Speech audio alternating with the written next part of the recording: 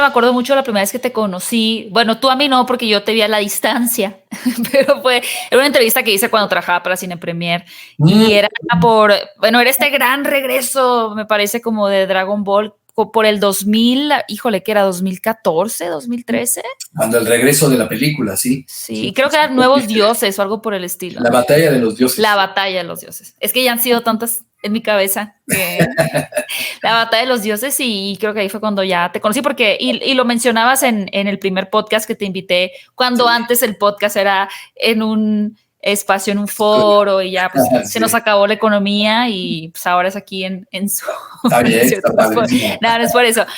Pero me acuerdo que justo decías, ¿no? Que lo que fue bien interesante de este fenómeno del doblaje es que la gente los vio a ustedes. Sí, nos dio una cara, así ¿no? se ve esta voz. Exacto, eso es lo que te decía, o sea, de pronto nos abrió esta ventana de que la gente dijera, oye, o sea, hay alguien que hace la voz detrás, porque nosotros teníamos años haciendo doblaje y teatro y tele y lo que sea, teníamos mucho tiempo ya, a veces la gente piensa que fue lo primero que hicimos y que de ahí, no, teníamos... Yo hacía doblaje ya desde 1980. Sí, vi lo de los niños hackers. ¿Cómo se llamaban los de las computadoras que hiciste? Los chicos computarizados.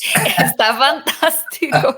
Muy adelantado a su época. Sí, claro. Bueno, muy adelantado. Eran los pioneros, ¿no? Eran hackers, que todavía no se inventaba la palabra ni nada.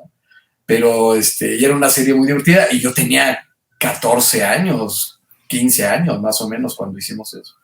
Entonces, tenía muchos años haciendo doblaje. Lo que pasa es que esto, te digo, coincidió con muchas cosas y pues nos dio la posibilidad de que la gente empezara a querer saber también de nosotros y preguntarnos y entrevistarnos y demás y demás. Y entonces, bueno, pues mira, aquí estamos todavía. Me imagino que ha sido un poquito, no sé si raro es la palabra correcta, pero sí pasar de un cierto anonimato, no anonimato en tu caso porque estabas en teatro y estabas actuando también, pero de este anonimato, digamos, en cuanto a lo que tiene que ver con, por ejemplo, los personajes animados, ¿no? Y de pronto que tengas una invasión de quiero saber más de ti, quién eres, cómo te puedo conocer, cuéntame más de tu trabajo. ¿No fue como un cambio muy repentino? Sí, claro. Pero sobre todo en este círculo de la gente que va a las convenciones, que ve los animes, ese fue el primer círculo donde se empezó a mover todo, ¿no? La verdad es que nosotros en la vida habíamos ido a una convención, en la vida nada de eso, y cuando nos empezaron a llevar a estas cosas, que fue un poquito antes con los Caballeros del Zodíaco, empezó un poco el boom y con los Simpson también, ¿no? Como que la gente quería conocer las voces y tal. Bueno, pero Dragon Ball, bueno, ya fue la locura absoluta, por lo que significa Dragon Ball en la generación que la vio, ¿no? Pero sí, nosotros también algo que la gente no sabe es que nosotros hacíamos el doblaje de manera anónima, pero porque así era. Ajá, o sea, no queríamos como, vamos a hacer doblaje para ser famosos, no. Lo hacías porque lo disfrutabas, porque era un trabajo que tenías en ese momento, por muchas cosas, pero la verdad es que nadie sabía quién estaba detrás de la voz de nada, ¿no? Siempre fue totalmente anónimo, encerrados en una sala y ya cuando salían las películas, sobre todo en la televisión, pues la gente las disfrutaba. Y otra cosa, acuérdate que antes en los 70s por ahí, todavía en los 80s, no había esto del SAP y de cambiarle el... Ajá, de poder escoger. No, ahora que Netflix, portugués, italiano, coreano. Y ahora que me dices, cuando yo empecé también a ver esto del cine de autor, lo que sí veía era un programa que se llamaba Tiempo de Filmoteca de la UNAM. Había un canal cultural, que era el canal 9, que lo hicieron totalmente de cosas culturales ¿no? Y muy tarde, porque yo era súper desvelado, muy tarde, como a las 11, 12 de la noche, pasaban este cine de autor en Tiempo de Filmoteca, que no podías ver en ningún otro lado, y le agradezco infinitamente a la UNAM y a Tiempo de Filmoteca, que condujeron varios, Lisa Owen entre ellos, cuando era muy jovencita, condujo, o sea, era la introducción de las películas del autor y de todo. Entonces, pues eso me hizo también conocer un montón de cine, ¿eh?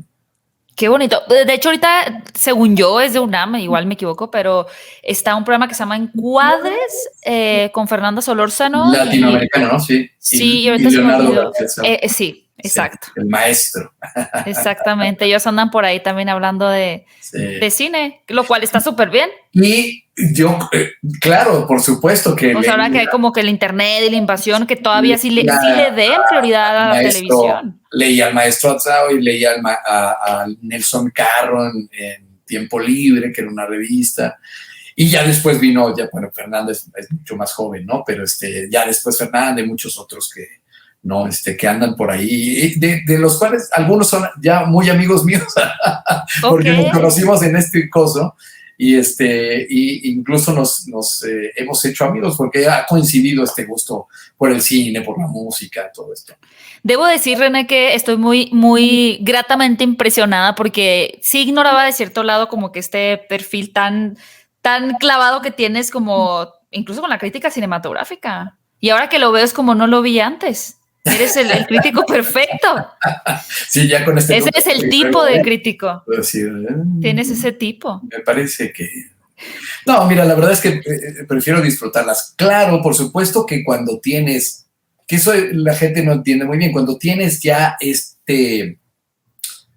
pues... No quiero decir conocimiento, pero esta información. No, pues siento ojo entrenado, ¿no? Y cierto bagaje. Cuando has visto tantas cosas, cuando ya disfrutas de muchas cosas, evidentemente no cualquier cosa te va a satisfacer y no cualquier cosa va a cumplir tus expectativas, ¿no? Claro. Entonces, claro que lo ves con otra. Y otra, nosotros también, siendo actores, vemos las cosas de manera muy diferente al resto de la gente. Entonces, a veces la gente se enoja conmigo porque digo, es una película muy mala, ¿no? Se hizo toda una controversia en Twitter, que bueno, Twitter ya es que... ¿A poco? Bueno, Twitter no me sorprende en lo absoluto. Les ofende, todo. Y entonces, pues es que sí lo es, no estoy diciendo nada falso, ni nada grave, ni nada, ¿no? Y pero bueno. Pero porque, digo, ¿puedes decir por qué película era o ya no quieres regresar a ya no quiero regresar a ese agujero negro? Ya cerrado el archivo, ¿no? Cerrado, perfecto. Pero es eso, ¿no? De pronto como que dices, bueno, pues uno lo ve como desde otra parte. Y entonces cuando te dicen, es que entonces, ¿por qué la doblaste? Bueno, porque era mi trabajo. O sea, mi trabajo es doblar lo que sea, ¿me entiendes? Ese es mi trabajo. Mi trabajo es involucrarme con el personaje, ¿no? Ya si la película es buena o mala, bueno, eso yo no soy responsable, ¿no? Y aparte que te enteras después, porque digo, según lo que yo he aprendido un poquito de cómo funciona el doblaje, es que tú ves tus escenas, no necesariamente además, ves la película completa. Si tuviste por ahí como antes, de pronto tenías la suerte de que se estrenaba antes y luego se hacía el doblaje, y de pronto, bueno, uno, que cuando yo iba muchísimo al cine en esos tiempos, entonces, ya la vi, ya sé de qué. Sí, porque se doblaba para la televisión, por decirlo. Regularmente, ¿no? Se doblaba para la televisión. Esto también de doblar las películas para el cine fue mucho, mucho, mucho después.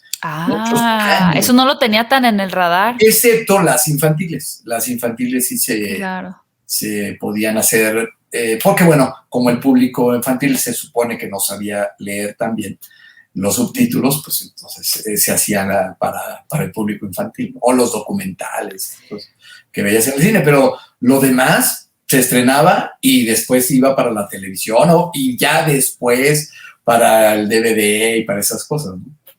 Claro, sí, porque ahora que lo dices y lo mencionaste desde el principio, ¿no? Había muy pocas películas, incluso La Guerra de las Galaxias fue Tiburón, pero ya el fenómeno así masivo fue La Guerra de las Galaxias. Tiburón yo la vi en el cine también. ¿Y qué te pareció cuando la viste la primera vez? Pues me impactó, me dio mucho miedo porque era yo muy pequeño, era muy chiquito. Y tus papás bien lindos, vamos a ver Tiburón. Mis papás, no, vamos a ver Tiburón porque era la moda. Bueno, Fiebre de Sábado por la Noche. Eso está espectacular. La fui a ver cuando tenía yo como 9 años. Colado en el cine, bueno, con mi papá, o sea, mi papá me llevó vestido de John Travolta, o sea, con el trajecito, porque en cosplayer y todo. En cosplayer absoluto, y entonces yo decía, claro, esto es la onda era Fiebre Sábado por la Noche. Era una película que no era para niños. Digo, no. Escucha este podcast en las diferentes plataformas Película de podcast y para un niño de 9 video años. Pero tampoco Tiburón, ¿no? principal de Sí YouTube. estás muy chico. Fuera de foco. No, Tiburón. Sí, hay mucha sangre en esa No, película. esa película.